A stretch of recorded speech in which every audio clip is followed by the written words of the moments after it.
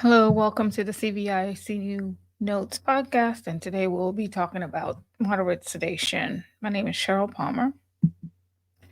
Today we'll find out about defining moderate sedation, when it might be used, appropriate patient selection, and when the anesthesia consult is recommended, pre-procedure, intra-procedural, and post-procedural preparation and care, and to describe moderate sedation medications and administration guidelines, and identify physiological, not psychological, physiological changes that may occur during moderate sedation treatment measures, and when to escalate the level of care.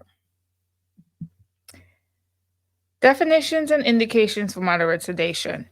Drug induced depression of consciousness during which the patient responds purposefully to verbal commands either alone or accompanied by light tactile sedation or stimulation. During moderate sedation procedures, no intervention should be required to maintain a patent airway. Adequate spontaneous ventilation, cardiovascular function is preserved. Examples of procedures or conditions that require moderate sedation: your TEE or transesophageal echocardiogram, bronchoscopy, chest tube insertion, endoscopy procedures, orthopedic joint reductions, pain management, seizure control, preoperative medications, pain control related to routine procedures. The equipment and supplies that you need are suction, oxygen, an airway, pharmacy or the meds, monitors, emergency equipment. Pertinent pre-procedure documentation includes a current history and physical, pre-procedure assessment and sedation plan, and the American Society of Anesthesiologists ASA classification. ASA physical status classification. 1 is normal, healthy patient. 2 is a patient with mild systemic disease. 3, patient with severe systemic disease that affects daily activities. 4, patient with severe systemic disease that is a constant threat to life.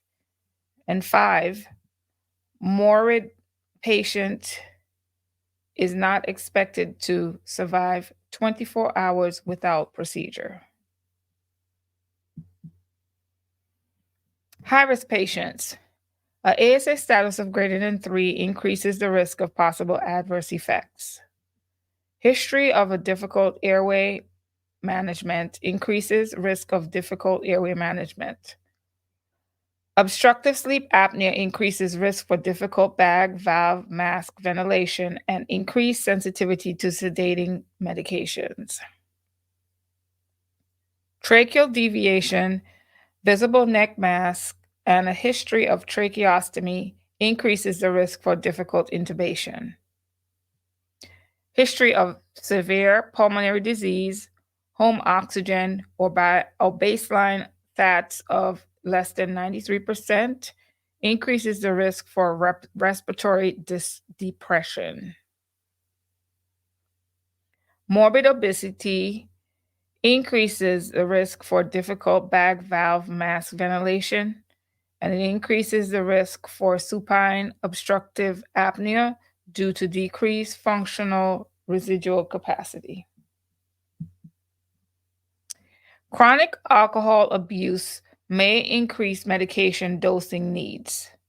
A BMI greater than 40 plus signs of potentially difficult airway increases the risk for difficult airway management in emergencies. Age 70 or older may increase sensitivity to medications due to diminished clearance. History of failed sedation increases risk for respiratory and or cardiovascular compromise that precedes intended sedative effect. Recent oral intake with a violation of NPO status increases the risk of aspiration. GERD, slow gastric emptying, hiatal hernia, and increased intragastric pressure increases risk for aspiration. Altered level of consciousness decreases ability to protect the airway. So all those are signs of for your high-risk patients that you should look out for. Predictors of a difficult airway: teeth and bite, missing, loose, or decayed teeth, caps, crowns, dentures, edentulous, significant overbites or underbites, mouth opening and neck mobility, less than 3 finger breaths between the top and bottom teeth may complicate intubation. Limited neck mobility, a short neck.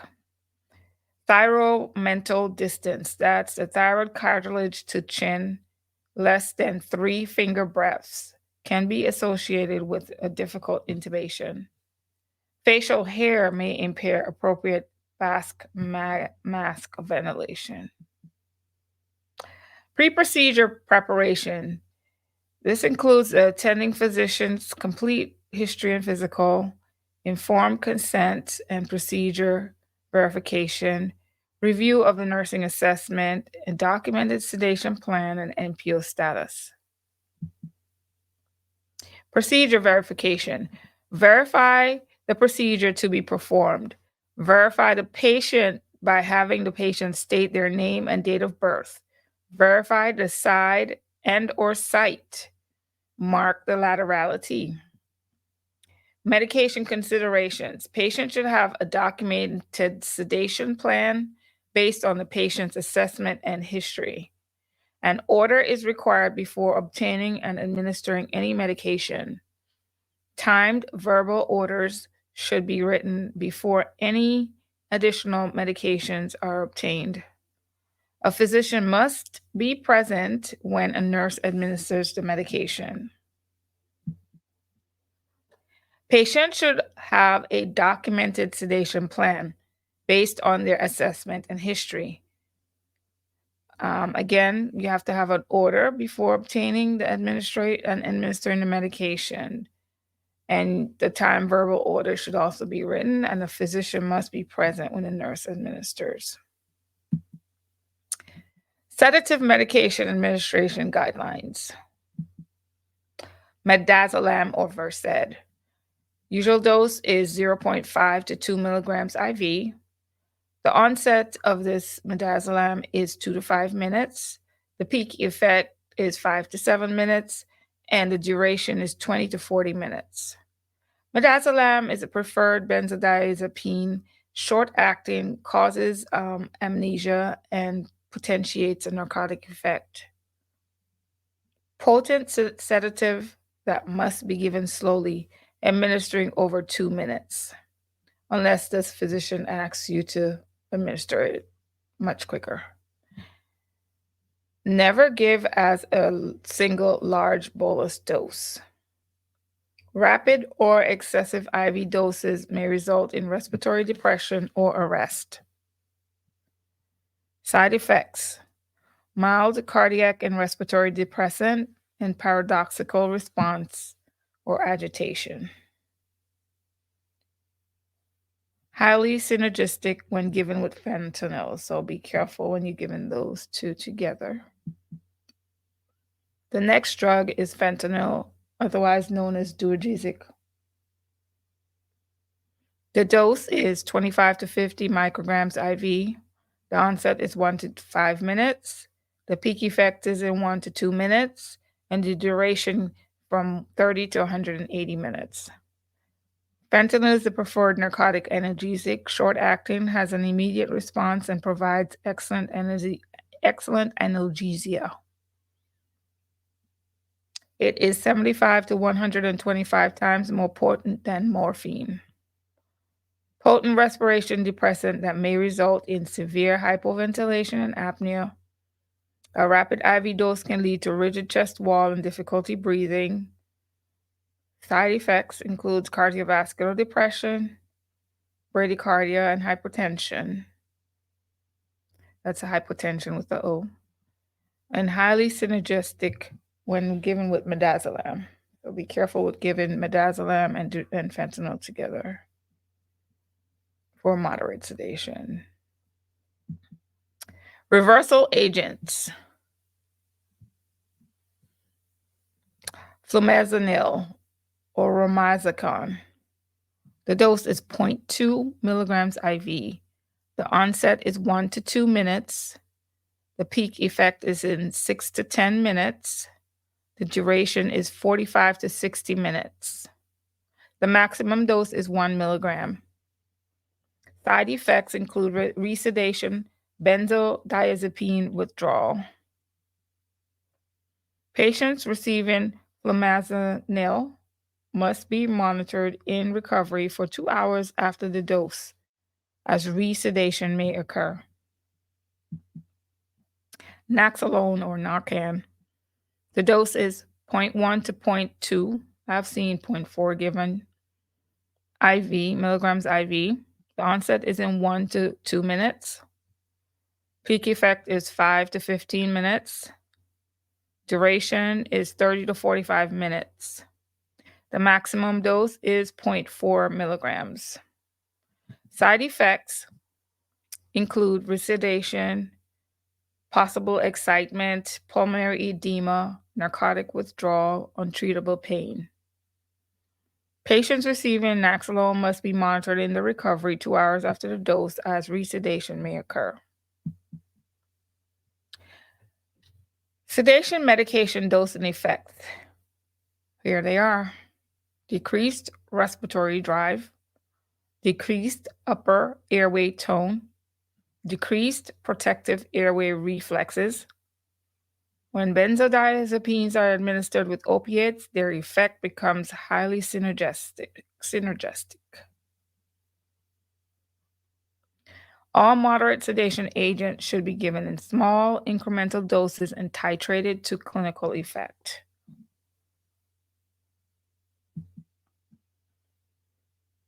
Sedation level, moderate sedation or constant sedation. Here are some definitions for you. Responsiveness, responsive to verbal or tactile stimulation. Airway, spontaneous ventilation, no interventions required. Spontaneous ventilation is adequate. So this is what you should see during moderate sedation. Sedation level, deep sedation.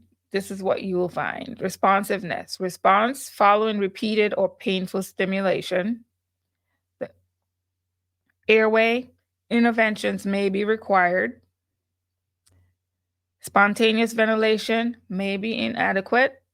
Sedation level may rapidly and unpredictably progress to deep sedation. A deeper level of anesthesia increases the risk of adverse events and possibly poor outcomes. Recognize and manage promptly and effectively as any unintended deeper level of sedation.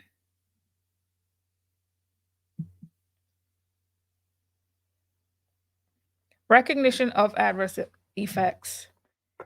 Unarousable to light stimulation, snoring, change in the sedation score, changes in blood pressure or heart rate if of 20% plus or minus from the baseline, arrhythmia, O2 sat decreases 5% from pre-procedure or is less than 92%, signs of dyspnea, apnea, hypoventilation, obstruction, cyanosis, that is a late sign of hypoxemia.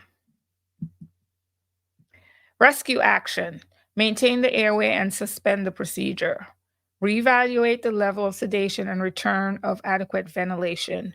Consider rescheduling under anesthesia care if any of the above adverse events occur. Cardiovascular complications, hypotension, response to sedation, low volume, and cardiac medication. Hypertension, pain, blood pressure meds held. Dysrhythmia. You can have bradycardia or tachycardia. Airway obstruction. The oropharynx and glottis are the most common sites of obstruction. Ventilation assessed by end-tidal CO2. Oxygenation is assessed by pulse oximetry or SpO2. Hypoxia, often caused by hypoventilation due to oversedation or airway obstruction. Increasing supplemental O2 will not prevent hypoxia if the airway is obstructed. Desaturation is a late sign of airway obstruction. Laryngospasm.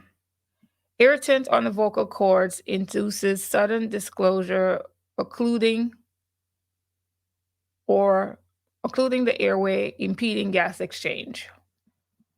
You could have inspiratory stridor. Attempt to resolve using bag, valve mask, positive pressure ventilation, or jaw thrust.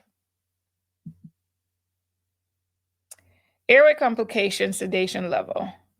The adequacy of ventilation shall be evaluated by continual observation of clinical signs and monitoring for the presence of exhaled carbon dioxide.